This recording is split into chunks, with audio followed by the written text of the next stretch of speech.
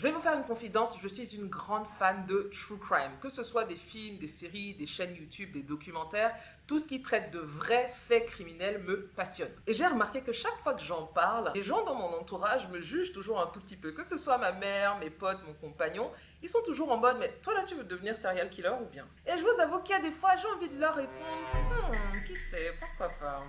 Alors, plus sérieusement, c'est pas vraiment le crime en lui-même qui m'intéresse, c'est vraiment l'aspect psychologique. Qu'est-ce qui fait que des personnes normales comme vous et moi, en fait, du jour au lendemain, basculent dans la folie ou basculent complètement dans l'horreur? Et c'est justement d'ailleurs cette question-là qui est au centre de la série que je veux vous présenter aujourd'hui, qui s'appelle Mea Culpa. Alors, ça n'a rien à voir avec un certain long métrage afro-américain qui est sorti il y a quelques temps.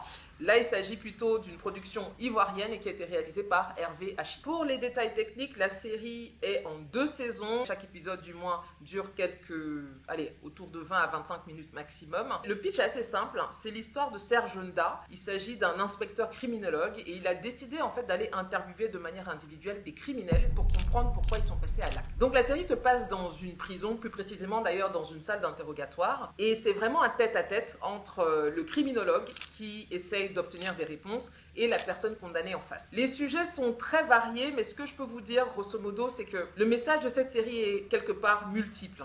Il y a d'abord la question de se dire, peut-être qu'il faut connaître les circonstances atténuantes d'un crime avant de complètement juger la personne qui a posé l'acte criminel. Ça, c'est la première chose. Deuxième chose, la série sert aussi d'outil de sensibilisation parce qu'on retrouve plein de sujets qu'on connaît un peu tous, puisque les épisodes sont inspirés de faits réels. Donc, on parle beaucoup de faux pasteurs. Je peux vous dire qu'ils en prennent pour leur grade dans cette série. On parle aussi beaucoup, bien sûr, d'abus, notamment d'inceste, d'appât du gain, de sorcellerie. Bref, des sujets qui sont vraiment très contemporains à l'Afrique et comment, en fait, notre contexte peut parfois pousser les gens à prendre de très mauvaises décisions. Ce que je dirais aussi, c'est que le personnage donc, de Serge Nda, cet inspecteur, quand il démarre ses interviews avec les criminels, il dit toujours au départ qu'il va faire en sorte de ne pas les juger. Mais en fait, quand vous allez regarder la série, vous allez vous rendre compte. Il est quand même parfois partial, très partial même. Je pense à un des épisodes qui est un de mes préférés dans la saison 2 avec un influenceur. L'épisode s'appelle Olivier. Dans cet épisode, l'inspecteur Nda se permet quand même de traiter l'influenceur en question d'idiot à plusieurs reprises. Donc voilà, je vous laisserai regarder ça. Mon autre coup de cœur aussi dans cette série, c'est dans la première saison plutôt, parce que j'ai regardé les 2 saisons. Et c'est Aminata Begré, c'est une actrice. Et elle joue dans un des épisodes où elle a commis des crimes contre son mari et son pasteur.